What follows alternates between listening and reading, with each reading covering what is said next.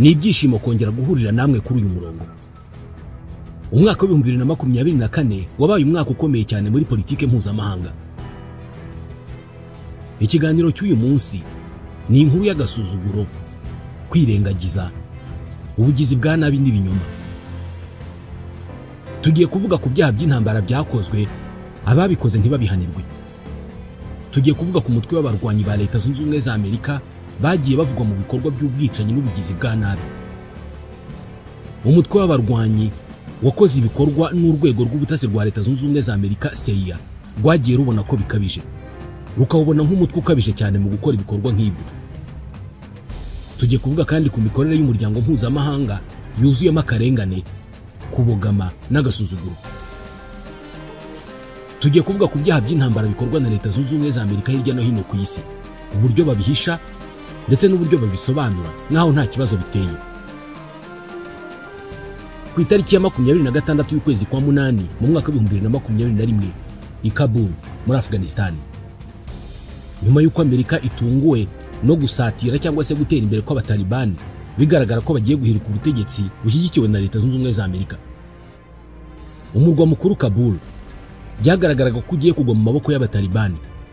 Ingabo mpuzamahanga zihuriweho n'ibihugu zari Kabul zisanze zitegetswe gukora byose bishoboka ngo abanyamahanga bari muri Afghanistan basohorwe mu gihugu byihuse, kubera ko gufata ubutegetsi kw'abatalibani n'amategeko yabo ya Sharia byari kugorana kuba muri icyo gihugu. Ikindi, nta wari uzi ikiri bukurikireho nibamara gufata ubutegetsi.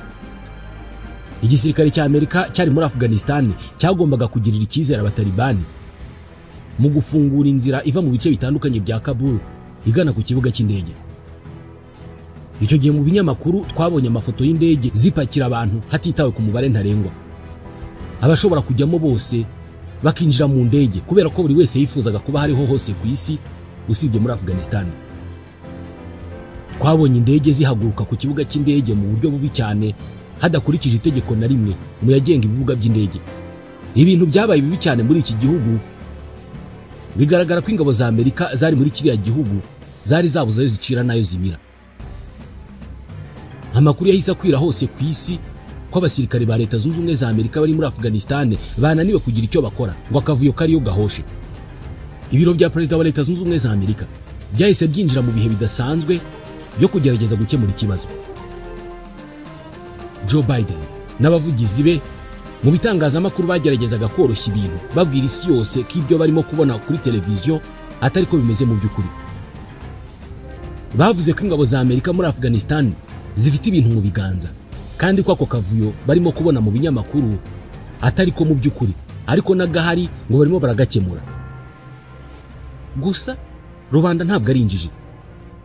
Abantu barabibonaga ko ibirimo kuba muri Afghanistan ari ibyitwa soft keeper. Ibi ni igihe buri muntu aba agomba gukiza amagara ye. Buri munsi ibihumbi by'abanyafghanistan babaga babyiganira ku marembo y'ikibuga cy'indege bagerageza kwinjira kugira ngo barebe ko babona indege binjiramo iyo babonye yose, by'umwihariko za gisirikari, ngo basohoke muri icyo gihugu. Ku itariki ya 26 y'ukwezi kwa munani bwo buri wese yarabyumvaga kandi akabibona ko hari ikintu kitameze neza aho ngaho. Mu masaha make ya mu gitondo, umutwe w'abaterabwoba witwa Etat Islamique au Khorasan watangaje ko ugiye kugaba igitero mu kivunge cy'abantu bari buzuye ku kibuga cy'indege. Uyu mutwe washakaga kwica abo bagambanyi bose barimo bagerageza guhunga igihugu. Washington yahise ihamagarira abantu kuguma mu ngo zabo, ariko nta n'umwe wari witeguye kumva uwo muburo. Ku isaa 11:50 z'umugoroba ku isaha yo muri Afghanistan, igitero cy'ubwiyahuzi cyateje iturika rikomeye cyane hafi y'amarembo ya Abi Gate ku kibuga cy'indege cya Kabul rwagati mu kivunge cy'abantu. Habazwa abantu 182 bahise bapfa, barimo abasirikare 13 ba Leta Zunze Ubumwe za Amerika. Ubwo abasivili b'abanyafghanistan bari 169 barimo ibinyacumi by'abagore n'abana. Abandi bantu bagera kuri 200 barakomeretse, bamwe banacika ibice bitandukanye by'umubiri. Barimo abasirikare 18 ba Leta Zunze Ubumwe za Amerika. Iki ni kimwe mu bikorwa by'ubwicanyi byaguyemo abantu benshi mu gihe cyose misiyo ya Leta Zunze Ubumwe za Amerika yamaze muri Afghanistan. Leta Zunze Ubumwe za Amerika zahise zigwa mu kantu. abanyamerika umujinya urabarenga barakarira cyane Joe Biden. Bavuga ko akavuyo kari kamaze iminsi ku kibuga cy'indege n'uburyo Amerika ntacyo yagakozeho ari byo byagize uruhare rukomeye muri icyo gitero. Bamwe bashinje Biden ku giti cye, mu gihe abadepite b'abarepublika mu nteko ishinga amategeko batangiye gusaba ko Biden yegura. Joe Biden yari ameze nk'uri rwagati mu muhengeri wa politike wamujegeje kurusha indi yose mu gihe cy'ubutegetsi bwe. Yagombaga gushaka uburyo bwo kumuvana muri ibyo bintu kandi akabikora mu buryo bwihuse. Mu ijoro ryo ku itariki ya 26 y'ukwezi kwa munani mu 2021, Joe Biden yagejeje ijambo ku banyamerika. Arahirira ko Leta Zunze Ubumwe za Amerika zizahorera abantu bose bishwe cyangwa se bakomerekeye muri icyo gitero. Ati abantu bagabye iki gitero cyangwa se undi wese wifuriza inabi Leta Zunze Ubumwe za Amerika akwiye kumenya ko tutazigera na rimwe tumugirira imbabazi kandi nta nubwo tuzigera tubyibagirwa. Tuzabahigisha uruhindu tubishyuza ibi bintu. Ikibazo nuko mu gihe yari arimo avuga ibi ngibi, ibintu muri Afghanistan byari byamaze kurushaho kuba bibi cyane. Urwego rw'ubutasi rwa Leta Zunze Ubumwe za Amerika CIA rwari rwamaze gucyura abakozi barwo hafi ya bose, ndetse banamaze guturitsa ibirindiro byabo byitwa Eagle Base. Niba bari bamaze gucyura abatasi babo, uratekereza ko kumenya uwagabye icyo gitero no kumwivuna byari gukorwa bite? Icyarimwe kandi ubwo ibiro bikuru by'igisirikare bya Amerika nabyo byari birimo gushyirwaho igitutu kitagira ingano. Ibiro bya Perezida wa Amerika byashakaga uburyo bwose bwo kurengera isura ya Amerika. Hari hakenewe igisubizo byihuse. Hashize iminsi 3 ku itariki ya 29 y'ukwezi kwa munani, Leta Zunze Ubumwe za Amerika zamishije ibisasu birashwe na drone ahantu byavugwaga ko hari abaterabwoba bo muri Leta ya Kisilamu. Washington ihita yikomera amashyi. Ubutabera buratanzwe, niko bavuze. Gusa hatarashira umwanya hahise hatangira gushidikanywa ku bantu mu by'ukuri Amerika yarashe.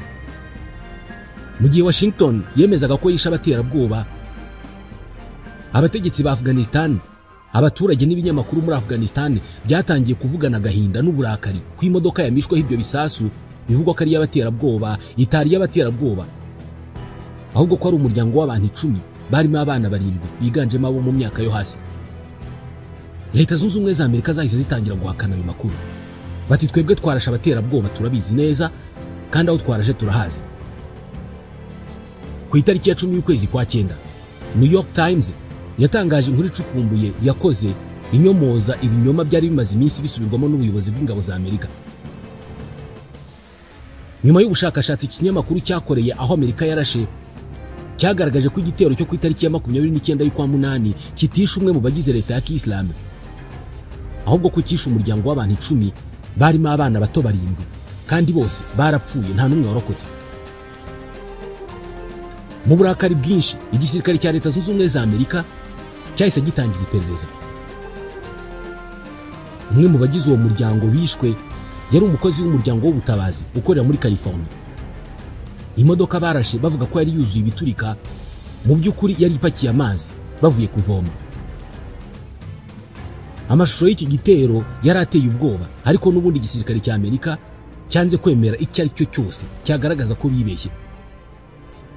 Nyuma y'icyumweru kimwe, ankete ya New York Times itangajwe, nibwo igisirikare cya Amerika ndetse n'ibiro bya Perezida wa Amerika noneho bemeye ko bakoze ikosa rikomeye, aho igitero cyo ku itariki ya 29 z'ukwa munani kisha abantu 10 bo mu muryango umwe. Basohoye itangazo rigaragaza ko bibeshye mu ishyirwa mu bikorwa rya misiyo yabo, ariko ko nta myitwarire mibi yigeze ibaho. Babyise erreur honnête, ikosa ryakozwe mu gihe hari hagambiriwe icyiza.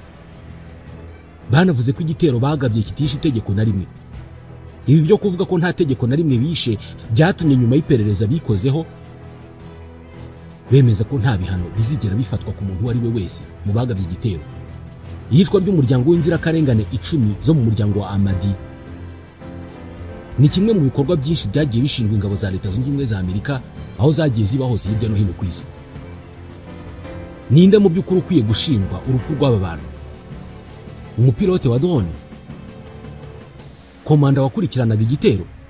cyangwa se n'uwategetse ko icyo gitero gikwiye kugabwa, akanarahirira imbere y'isi yose ko bazihorera kandi ko batazababarira. Mu by'ukuri nta munyabyaha n'umwe uzigera ubaho muri iki gitero. Nta muntu uzigera ahanirwa icyaha icyo ari cyo cyose cy'intambara, yewe nta n'uzigera asabwa ibisobanuro. Kuva mu myaka 20 ishize ubwo hatangiraga intambara yo kurwanya iterabwoba, ibikorwa nk'ibi byabayeho aho Leta Zunze Ubumwe za Amerika ziri hose. Kuva haza drone za gisirikare, ho noneho byabaye bibi cyane. Umuco wo kugira ibanga no kudahana ndetse no gukora ibyaha by'intambara bikorerwa abasivile byabaye byinshi kuruta ikindi gihe cyose cyabanje. Mu kwezi kwa gatatu mu 2017 abasivile barenga 200 babuze ubuzima ubwo misile ya Leta Zunze Ubumwe za Amerika irashwe na drone yisekuraga ku nzu y'abasivile muri Mosul muri Iraq. Iki gihe nabwo Amerika yavugaga ko irimo kurasa Leta ya Kiyisilamu. Ibi byarangiriye aha, nta kindi kintu na kimwe kigeze kibaho.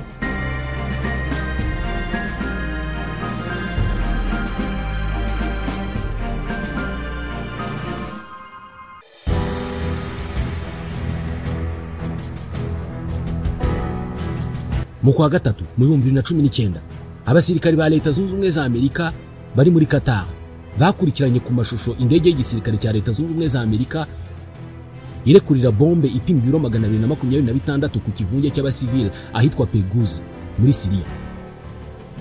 Abagore 50 n'abana nibo barashwe icyo kibombe. Umwe mu basirikari ba Amerika bari muri Qatar ni umwe mu batangaje uburyo yari amashusho ateye ubwoba kuyareba, gusa nawe yabitangaje atabizi. Nta majwi yafashwe aza kujya hanze. Abarokotse bavirirana bahagurutse bashaka aho bihisha ubwo bombe ya kabiri yahitaga ihanuka, hanyuma iya gatatu nayo iraza. Habazwa abasivile 70 bahaburiye ubuzima. Mu majwi yagiye hanze y'aba basirikari ba Amerika bari muri Qatar bareba ayo mashusho, hari aho umwe ahita avuga ko byanze bikunze icyo ngicyo ari cyaha cy'intambara. Nta minsi yashize nyuma y'icyo gitero, igisirikare cya Amerika kitazanye bulldozer, bya bimashini bya rutura bisenya bikanacukura, kiraza gisibanganye neza icyo gitero cyabereye ku buryo nta kimenyetso cyasigaye. Ibi byarangiriye, nta kindi kintu cyakurikiyeho. Hashize igihe gito mu kwezi kwa 9 drone y'abanyamerika yishe abahinzi 30 bari barimo gusarura mu mirima yabo muri Afghanistan. Abangaba ngo bibeshyweho ko ari itsinda ry'abatalibani barimo gutegura igitero. Nanone ku yindi nshuro nta washinjwe, nta n'ikindi cyabaye, byarangiriye aho. Mu kwezi kwa 10 mu 2020 indi drone y'abanyamerika yahinduye umuyonga ishuri ribanza muri Afghanistan yica abasivile 26 barimo abana 12. Mu cyumweru cyari cyabanje umusigiti niwo wari warashweho na drone hagwa abasivile 40. Ndatekereza ko uko byagenze namwe mu byumva, nta washinjwe, nta perereza, nta n'ikindi cyakurikiyeho. Ingero nk'izi dushobora kuzitanga umunsi ukira. Bimwe muri ibyo bikorwa byiswe impanuka, kwibeshya kw'ibikoresho cyangwa se ikosa ryakozwe hagamijwe icyiza mu ntambara. Gusa ibyinshi muri ibi bikorwa iyo birebwa n'undi muntu wo hanze bigaragara nk'ibikorwa by'agasuzuguro no kudaha agaciro abandi bantu batari abanyamerika. Ni igihugu cy'abayobozi bitegura gukora byose bishoboka kugira ngo bagere ku ntego zabo. Mu kwezi kwa 12 mu 2021 New York Times yashyize hanze ibihumbi by'amapaje ya za raporo zari zisanzwe ari ibanga zigaragaramo amagana y'ibihumbi by'abasivile baguye mu ntambara muri Iraq no muri Syria. Izi raporo zivugwamo inkuru ziteye ubwoba. Ibitero byagiye bigabwa na za drone hashingiwe ku makuru atariyo, bakaza bakamara abasivile cyangwa se bakagaba igitero kikamara abantu bitewe nuko badafite amakuru ahagije ku muco w'aho hantu. Hari nk'aho barashinze yuzuye abantu bavuga ko nta musivile n'umwe uyirimo, nyamara huzuyemo abasivile baryamye basinziriye. Hari mu kwezi kwa Ramadan. Hari ahandi barashe icyo bise uruganda rukora ibisasu bavuga ko babonye imifuko yuzuyemo za nitrate d'ammonium, nyamara yari imifuko y'ipamba yari irunze hafi y'uruganda rukora ifumbire. Abamotari bari hamwe bagiye bafatwa nk'abaterabwoba barimo kugana aho bagiye kugaba igitero. Intwaro zitabaho bagiye bavuga ko babonye ahantu bakaharasa bakamara abantu. Abakecuru bagiye bicwa ngo n'abagabo ngo babajenero b'imitwe y'iterabwoba. muri make ibitero byo mu kirere byuzuyemo kwibeshya byinshi ibihumbi by'abantu mu bihugu ingabo za Amerika zikoreramo. Gusa kutagira amakuru ntabwo bisobanura byose muri ibi bitero bagaba, ahubwo n'uburyo imiterere n'imirwanire y'intambara bigenda bihinduka nabyo biteza ibibazo bitagira ingano mu buzima bw'abantu. Mu myaka 2 ishize hari inyandiko z'ibanga zagiye hanze zigaragaza uburyo hari umutwe w'ibanga w'abarwanyi mu gisirikare cya Leta Zunze Ubumwe za Amerika ufite izina rya Talon Anvil. Uyu ni umutwe ugizwe na komando nto zo muri Special Force mu ngabo za Amerika. Ni amatsinda bagizwe n'abasirikari bari munsi ya 20 bakora amasaha 24 ku munsi basimburana. Bakorera ahantu hibanga mu nzu utakeka ko zikorerwamo ibikorwa nk'ibyo tugiye kuvuga. Ni ibyumba birimo insakazamashusho nini cyane cyangwa se ecran plat. Harimo amakarita y'ibice bitandukanye by'isi, bagahora bagenzura ahantu hose Leta Zunze Ubumwe za Amerika zishobora kugeza ukuboko. Mu cyumba kimwe aba barwanyi bashobora kugenzura hafi umubumbe wose mu gihe icyo ari cyo cyose, kohereza drone aho bashatse hose mu gihe babishakiye cyose bashobora kubikora.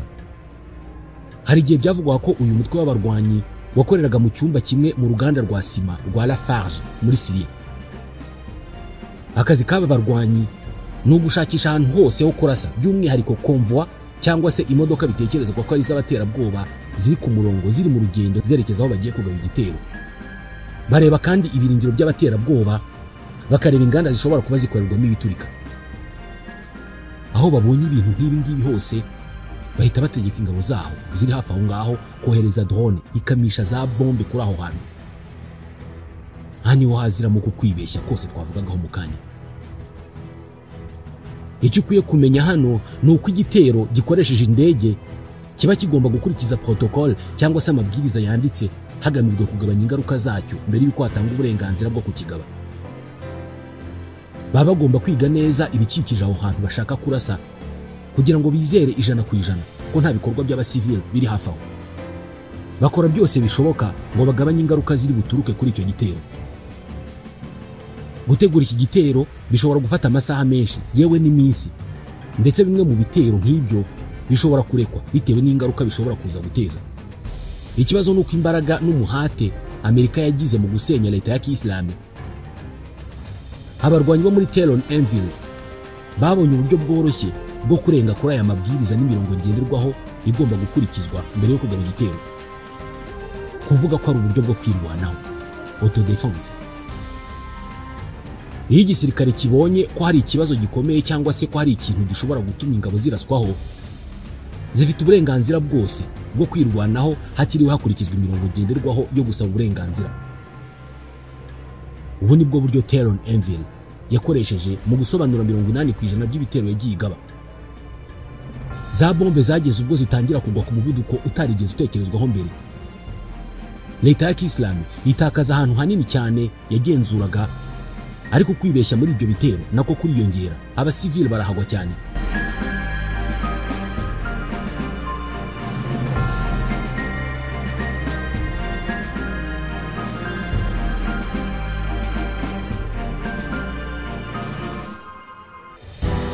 Muri Syria no muri Afghanistan, uyu mutwe w'abarwanyi wa Talon Anvil wishe abasivile benshi ku buryo na bamwe mu batasi ba CIA bari muri ibyo bice bageze aho bavuga ko uyu mutwe urimo kujya kure cyane.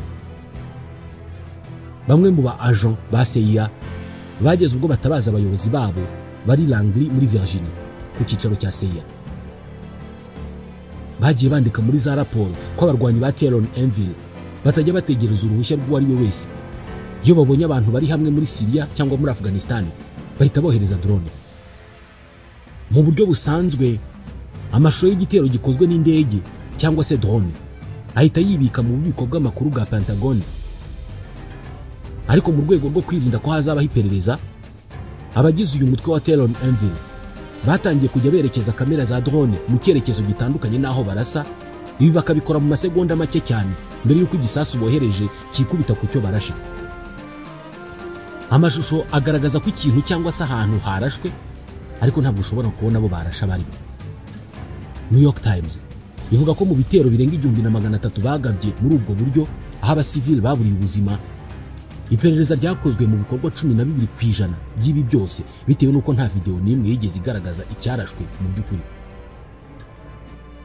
N'igihe ankete zabagaho, abaziyoboraga ni nabo babaga batanze uburenganzira bwo kurasa. Nta gitangaza kiri mu kuba mu bitero 1311 byagabwe bikicirwamo abasivili haratanzwemo ibihano 0. Ushobora kuba urimo kwibaza impamvu nta muntu n'umwe wigeze asaba Leta Zunze Ubumwe za Amerika ibisobanuro.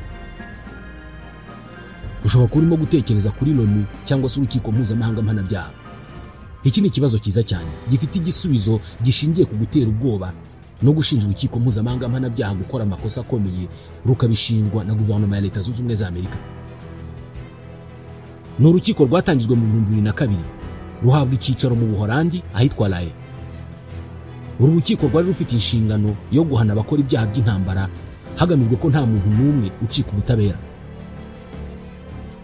Ikibazo nuko uyu munsi nibura ibihugu 70 bitarwemera, kandi ntabwo ari ibihugu bibonetse byose.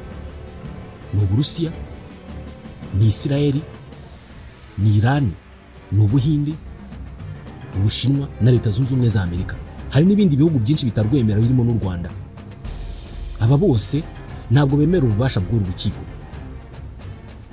Mu itangira ry'uru rukiko, Leta Zunze Ubumwe za Amerika zakoze ubukangurambaga bwo kurwangisha ibindi bihugu. Birumvikana rwagiyeho nyuma y'itariki ya 11 Nzeri mu 2001 mu gihe Leta Zunze Ubumwe za Amerika zarimo zitangiza intambara muri Iraq. Zari zibizi neza ko umunsi umwe uru rukiko ruzerekeza amaso yarwo kuri Leta Zunze Ubumwe za Amerika. Nyuma y'ukwezi kumwe uru rukiko rutangiye, Perezida George W. Bush yasinye American Service Members Protection Act, itegeko ritambamira kuba abasirikare ba Leta Zunze Ubumwe za Amerika bakurikiranwa n'urukiko mpuzamahanga mpanabyaha kubera ibikorwa bakoze mu ntambara yo kurwanya iterabwoba.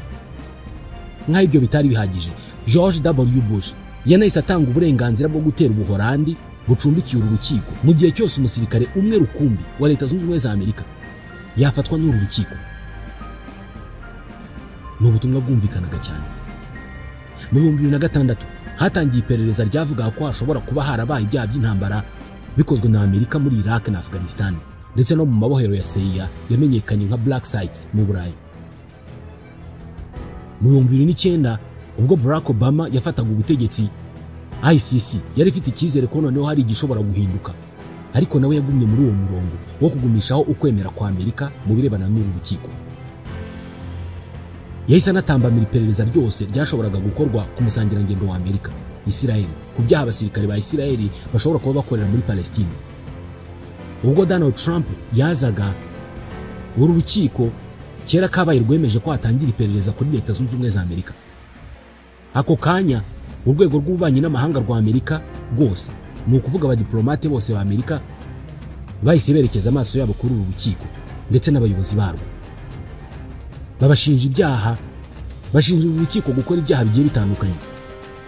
Mbere na mbere, Leta Zunze Ubumwe za Amerika zahise zemeza umuperezida wafatwaga nk'igikoresho cyazo muri Afghanistan, Ashraf Ghani, ngo akureho ikirego cya Afghanistan ku byaha abanyamerika baba barakoreye muri icyo gihugu. Uru rukiko narwo rwanga guhagarika iri perereza, maze Minisiteri y'Ububanyi n'Amahanga ya Leta Zunze Ubumwe za Amerika ihita ivuga ko izatesha agaciro viza y'umuntu uwo ari we wese ufite ahuriye n'iri perereza. Donald Trump yahise anasinya iteka ribuza uwari umushinjacyaha mukuru w'uru rukiko, Madame Fatou Bensouda, kuzahirahira yinjira muri Amerika. Ubutegetsi bwa Amerika bwahise bunatangiza iperereza kuri uru rukiko, buvuga ko ari urukiko rwamunzwe na ruswa. Amerika itikaza itegeko ryamaganaga kuba ubutegetsi ubwo ari bwo bwose butari ubwa Amerika, cyangwa se kuba ubutabera ubwo ari bwo bwose butari ubwa Amerika bwakurikirana umunyamerika. Bashimangiye ko umunyamerika afite ubudahangarwa hariho hose ku isi. Ibi byose byaciye intege uru rukiko ku buryo mu myaka 23 rumaze rubayeho rwaciriye imanza abantu bake cyane, kandi hafi ya bose ni Abanyafurika. Ku rwego rumwe, uru rukiko rwafashwe nk'urwashyiriweho Afurika. Kuri benshi, uru ni urukiko rutigeze rushyira mu bikorwa inshingano zarwo. Ni urukiko mpuzamahanga rushingiye ku bushake. Ni urukiko rwashyizweho hagamijwe neza yo guhindura isi nziza kuruta mbere. Ariko kuba ibihugu bikomeye byose byararuteye umugongo, kuba rudashobora kugira icyo rukora ku byaha by'intambara bikorwa n'ibihugu bikomeye ku isi bituma nta muntu ukirwizera.